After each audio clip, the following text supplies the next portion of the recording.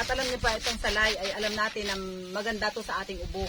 Sa mga bata, kapag ho ang mga bata ay gustong uminom ng salay, para bang alam natin ay baka hindi inumin. Pero ito pala ay maganda nating babayumbunin lang natin siya, yung ating salay, at atin lang itong i-steam. Huhugasan niyo muna itong salay. Yan. Hugasan niyo muna ito bago natin ito ilagay dun sa steam. At siguradong siya ay magkakatas. Yung katas niya na kaunti na 3 lamang na kutsara ay ating ipapainom sa ating anak. Pagka ganun lang ay maiinom niya kasi kaunti lamang siya. Pero pagka yung marami talagang iinumin isang baso, parang hindi niya maiinom. Pero mas effective po sa mga bata yung in-steam lamang yung ating salay. Kaya masarap manguha nitong salay, lalo kasama si Tintin. Ang sarap ng hangin dito sa probinsya. Tin, ang sarap dito sa Mindoro. Yes, Mami A! Narito yung aming salay sa Occidental Mindoro sa Santa Cruz. Tingnan niyo, ay si Chinchin.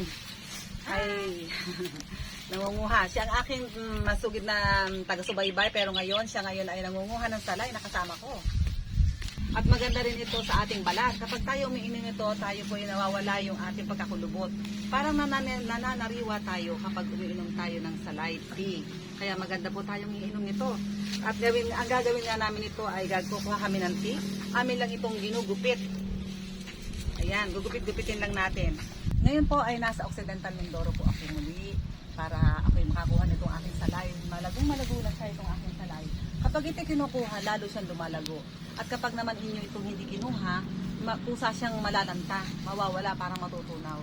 Ang gusto ko lamang ngayon ay kumuha ng salay kasi ito ay may mga kadalagahan sa amin na gusto rin nilang matanggal yung kanilang menstrual problem kasi nga sumasakit yung kanilang puson.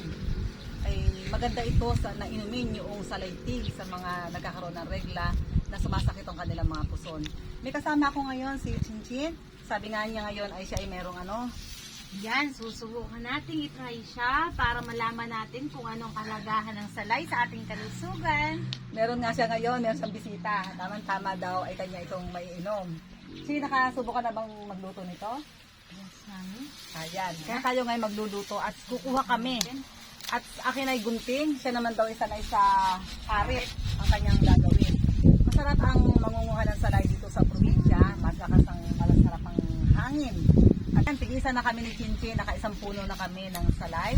So, Chinchin, natapos mo na rin yung isa. Mami. O, lipat na tayo sa dalawa. Meron po kaming 20 puno dito na salay, dito na sa gilid ng aming. Yun nga po, nakatatlong salay na kami na puno. At ito naman, amin talaga itong kukuhanin na lahat. Kaya ngayon po kami ay nagagalak sa inyo na lagi kayong sumusubaybay sa amin. Kaya maraming pong salamat sa patuloy na pagsubaybay sa mga ka-natural ni Pastor Vito.